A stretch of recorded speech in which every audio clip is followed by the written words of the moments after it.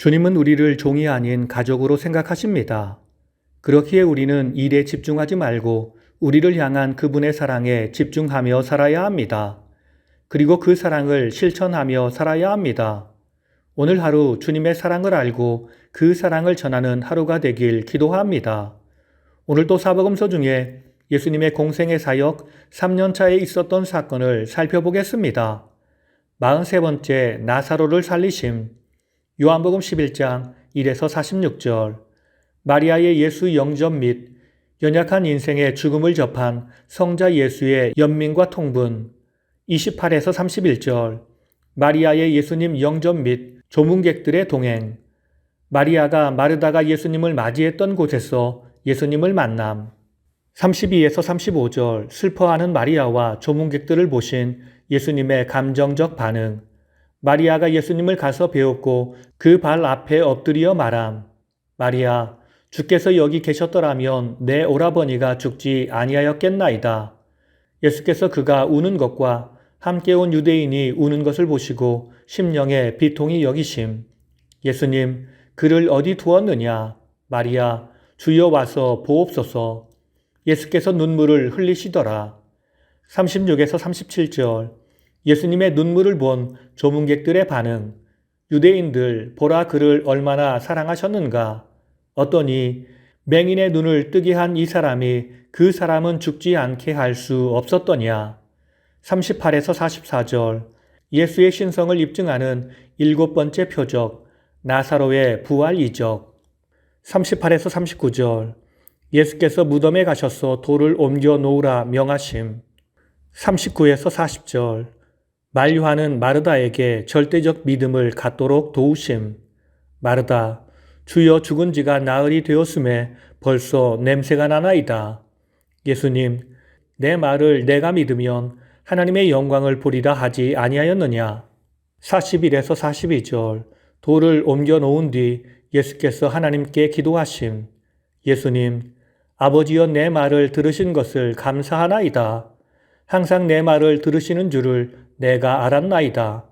아버지께서 나를 보내신 것을 그들로 믿게 하려 함이니이다. 43에서 44절. 이미 죽어 묻힌 나사로를 무덤에서 불러내심. 예수님, 나사로야 나오라. 이제 죽었던 나사로가 수족을 싼 채로 무덤에서 살아나옴. 예수께서 풀어놓아 다니게 하라 명하심. 44번째 예수를 죽이려고 모의하다. 요한복음 11장 45에서 53절, 45에서 46절. 나사로의 부활을 목격한 사람들의 두 가지 반응. 예수님을 믿음과 바리새인들에게 가서 고발함. 47에서 53절. 사내들인 공회의 소집 및 예수 살해 공식 모의. 대제사장들과 바리새인들이 공회를 모음. 이 사람이 많은 표적을 행하니 우리가 어떻게 하겠느냐. 대제사장 가야바. 한 사람이 백성을 위하여 죽어서 온 민족이 망하지 않게 되는 것이 너희에게 유익한 줄을 알라.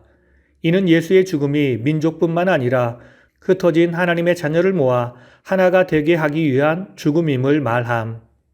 이날부터 그들이 예수를 죽이려고 모의하니라.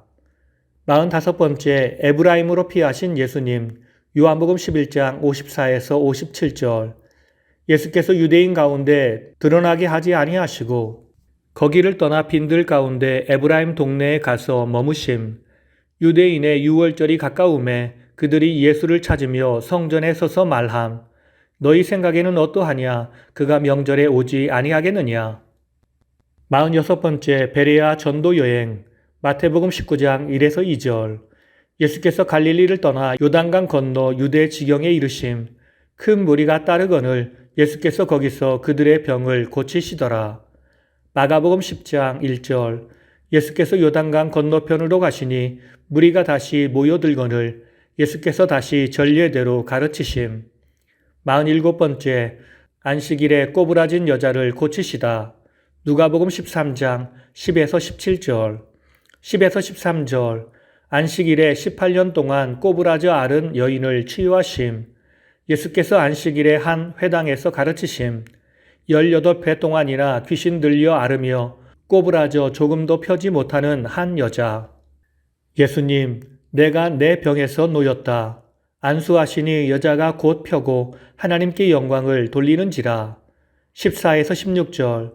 이 사건으로 안식일 논쟁이 벌어짐. 회당장이 예수께서 안식일에 병 고치는 일에 화를 내며 무리를 향해 예수를 비난함. 예수님, 외식하는 자들아 너희가 각각 안식일에 자기의 소나 나귀를 외양간에서 풀어내어 이끌고 가서 물을 먹이지 아니하느냐? 아브라함의 딸을 안식일에 이 매임에서 푸는 것이 합당하지 아니하냐? 17절 백성들의 반응. 예수의 말씀을 듣고 모든 반대하는 자들은 부끄러워하고 온 무리는 그가 하시는 모든 영광스러운 일을 기뻐하니라. 48번째 좁은 문으로 들어가라. 마태복음 7장 13에서 14절. 좁은 문으로 들어가라. 멸망으로 인도하는 문은 그 길이 넓고 들어가는 자가 많고 생명으로 인도하는 문은 좁고 길이 협착하여 찾는 자가 적음이라. 21에서 23절. 나더러 주여 주여 하는 자마다 천국에 들어갈 것이 아니요 다만 하늘에 계신 내 아버지의 뜻대로 행하는 자라야 들어가리라. 누가복음 13장 23에서 30절. 23에서 24절 좁은 문. 어떤 사람 주여 구원을 받는 자가 적으니이까. 예수님, 좁은 문으로 들어가기를 힘쓰라. 들어가기를 구하여도 못하는 자가 많으리라. 25에서 30절 닫힌 문과 잔치에 참여하는 자. 집 주인이 한번 닫은 후에 문을 열어달라 해도 들어가지 못하리라. 우리는 주 앞에서 먹고 마셨으며 주는 또한 우리의 길거리에서 가르치셨나이다. 주인, 나는 너희가 어디에서 왔는지 알지 못하노라. 행악하는 모든 자들아 나를 떠나가라. 나중된 자로서 먼저 될 자가 있고 먼저 된 자로서 나중될 자도 있느니라. 49번째 수종병 든 사람을 고치심. 누가복음 14장 1에서 6절. 1절. 안식일에 바리새인 지도자의 집에 떡 잡수시러 들어가심. 2에서 6절. 수종병 든 사람을 고쳐주시고 안식일에 관해 논쟁하심. 주의 앞에 있던 한 수종병 든 사람. 바리새인. 안식일에 병 고쳐주는 것이 합당하냐 아니하냐. 예수께서 그 사람을 데려다가 고쳐 보내시며 이르심. 예수님, 너희 중에 누가 그 아들이나 소가 우물에 빠졌으면 안식일에라도 곧 끌어내지 않겠느냐. 그들이 이에 대답하지 못하니라. 오늘 말씀을 통해 주시는 교훈은 첫째로 말씀을 깨닫고 행할 힘을 주는 것은 바로 하나님의 사랑입니다. 누가복음 14장 1에서 6절에서 우리가 생각해 볼 것은 우리로 하여금 하나님의 말씀을 깨닫고 실천할 수 있는 힘을 주는 것은 과연 무엇인가 하는 점입니다. 우리는 오늘 본문에서 수정병 환자에 대한 주님과 바리새인들의 대조적인 태도를 통해 분명한 답을 얻을 수 있습니다. 바리새인들은 한 수정병 환자를 미끼로 삼아 주님을 시험하려 했습니다. 수정병은 몸의 각 조직과 부위에 유액이 차서 온몸이 붓고 썩는 무서운 질병이라고 합니다. 이 병에 걸리면 이처럼 온몸에 물이 차 있음에도 정작 환자는 심한 갈증으로 매 순간 엄청난 고통을 겪는다고 합니다. 바리새인들은 하나님을 믿는다면서 안식일을 지킨다면서도 다른 사람의 고통과 질병을 이용하고 있었습니다. 또한 안식일에는 병자를 고쳐서는 안 된다고 주장합니다. 만약 사랑하는 가족이 이런 고통을 겪는다면 그들은 그런 말을 할 수 있었을까요? 1분 1초가 천년처럼 느껴지며 큰 고통으로 느끼는 환자에게 오늘은 참고 내일 오라 말할 수 있을까요? 하나님은 정녕 그것을 원하시는 분이실까요? 결코 그렇지 않습니다. 하나님이 우리에게 안식일을 주신 것은 하나님만을 위한 것이 아니었습니다. 안식일을 누리는 사람을 위한 것이었습니다. 곧 안식일의 의미는 인간을 향한 하나님의 배려와 사랑이 포함되었다는 사실입니다. 그러므로 우리는 주의 말씀을 형식이나 규범으로만 받아들이지 말고 그 안에 포함된 주의 사랑을 발견하고 힘을 얻어야 합니다. 우리가 그렇게 말씀을 통해 예식과 형식을 통해 주의 사랑을 발견한다면 우리의 삶은 풍성한 삶이 되고 힘과 능력을 발휘하는 삶이 될 것입니다. 이것이 우리를 향한 하나님의 계획입니다. 다 함께 기도하시겠습니다.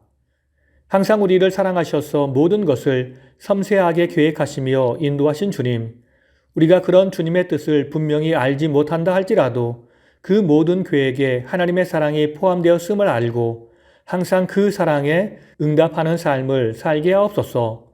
최선을 다해 우리를 사랑하시는 주님처럼 우리도 최선을 다해 주님을 사랑하며 주의 일을 이루어가는 주의 백성이 되게 하옵소서. 우리를 사랑으로 붙드시는 예수님의 이름으로 기도드립니다. 아멘.